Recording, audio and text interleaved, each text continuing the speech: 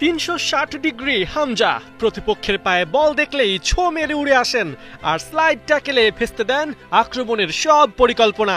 শুক্রবার রাতে বার্মিংহাম সিটির ফরওয়ার্ড লাইন এই হামজার কাছে এসেই বারবার বল হারিয়েছে আর বাংলাদেশ তারকায় ভর করে লেস্টারও তুলে নিয়েছে চ্যাম্পিয়নশিপে ব্যাক টু ব্যাক জয়।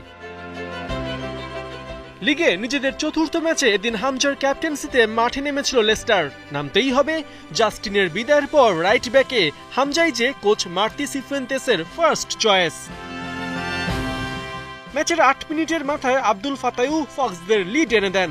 তবে ফার্স্ট হাফের শেষ দিকে অ্যাটাক গোছানো শুরু করেছিল বার্মিংহাম, কিন্তু সেই অ্যাটাক ওদের পরিকল্পনা পর্যন্তই সীমাবদ্ধ রাখেন হামজা।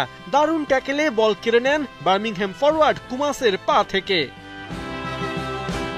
কিন্তু 45 মিনিটে একটু গড়বড় করে বসেন। স্লাইড ট্যাকেলের পরিবর্তে বার্মিংহামের ইথান লায়ার্ডকে ফাউল করলে হলুদ কার্ড পেতে হয় হামজাকে। ম্যাচের 70 মিনিটে রীতিমতো ভয় ধরিয়ে দিয়েছিলেন হামজা চৌধুরী।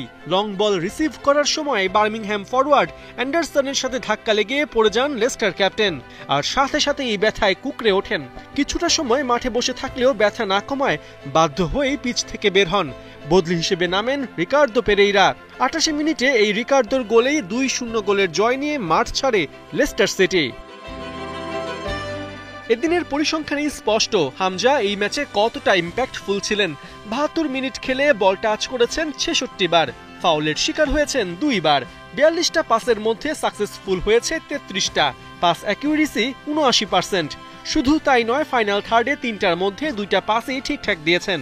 এদিন এরিয়াল আর গ্রাউন্ড মিলিয়ে 10টা ডুয়েলে জড়িত ছিলেন হামজা, এর মধ্যে 5টাই হয়েছে সাকসেসফুল, একটা করে আছে ইন্টারসেপশন আর ক্লিয়ারেন্স। স্ট্যাটেই প্রমাণ হামজা কতটা গুরুত্বপূর্ণ হয়ে উঠছেন আর প্রতিপক্ষ তাকে কিভাবে টার্গেট করছে। তবে আপাতত হামজা ফ্যানদের জন্য সুখবর, ম্যাচে পাওয়া চোট গুরুতর নয়। ম্যাচ শেষে হাসি মুখেই লেস্টারের ফ্রেমে সাক্ষাৎকার দিয়েছেন।